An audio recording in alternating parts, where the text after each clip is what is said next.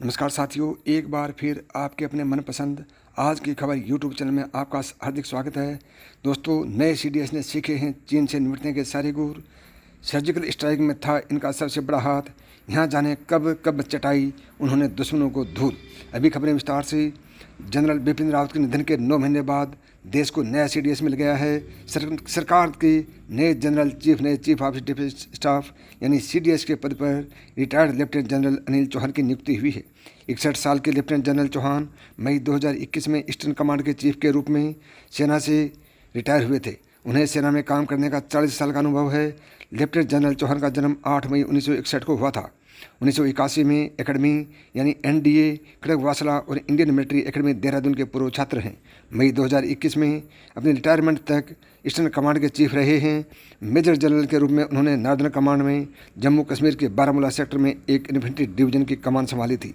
बाद में lieutenant general के रूप में उन्होंने नॉर्थ ईस्ट की कमान संभाली थी और फिर जनरल ऑफिसर बने।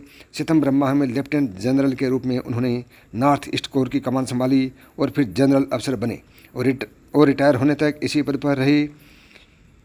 चीन से लगे एनएससी मामलों को देखते हैं। 2019 में बालाकोट एयर स्ट्राइक के दौरान भी मिलिट्री ऑपरेशन के डायरेक्टर जनरल यानी डीजीएमओ थे। उन्होंने संयुक्त राष्ट्र यानी यूएन के अंगोला मिशन में भी अपनी सेवाएं दी।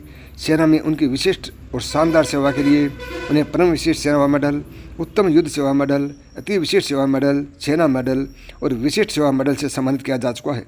लेफ्टिनेंट जनरल चौहान को आतंकवाद विरोधी ऑपरेशन का काफ़ी लंबा अनुभव है।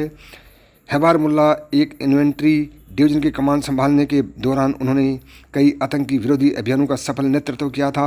साथ ही पूर्वोत्तर में रहने के दौरान उग्रवाद का भी मुकाबला किया था। भारत और म्यांमार की सेना के ऑपरेशन सनराइज के पीछे भी लेफ्टिनेंट जनरल चौहान का ही दिमाग था। मई 2019 में भारतीय सेना ने म्यांमार की सीमा के अंदर जाकर उग्रवादियों का सफाया किया था। वह ऑपरेशन 3 हफ्तों तक चला था। लेफ्टिनेंट जनरल अनिल चौहान लंबे समय तक आर्मी के ईस्टर्न कमांड में भी रहे हैं।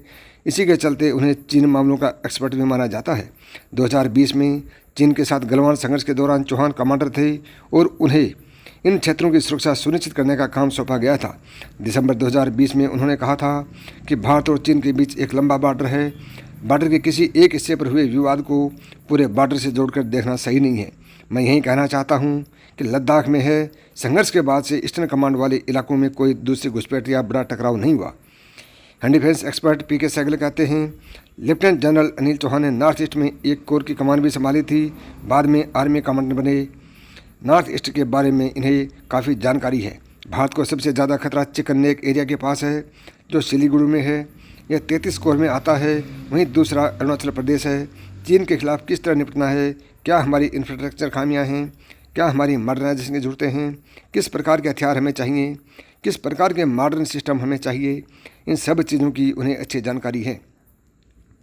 इसलिए चीन के साथ भारत के तनाव को सुलझाने में उनका अनुभव काफ़ी काम आ सकता है। लेफ्टिनेंट जनरल चौहान के सामने सबसे बड़ी चुनौती होगी कि चीन नामक समस्या का कैसे समाधान करते हैं। 2020 में गलवान में ही संघर्ष के बाद एलएसी पर तनाव बना हुआ था। भारत को एक नासमझ और ख़तरनाक पड़ोसी के साथ संघर्ष करना पड़ रहा है। साथ ही पाकिस्तान गतिरोध से भी निपटना होगा। दोस्तों, ये थी आज की बड़ी खबरें। अभी तक आपने आज की खबर यूट्यूब चैनल को सब्सक्राइब नहीं किया है तो अभी सब्सक्राइब करें। नमस्कार दोस्तों, थैंक यू।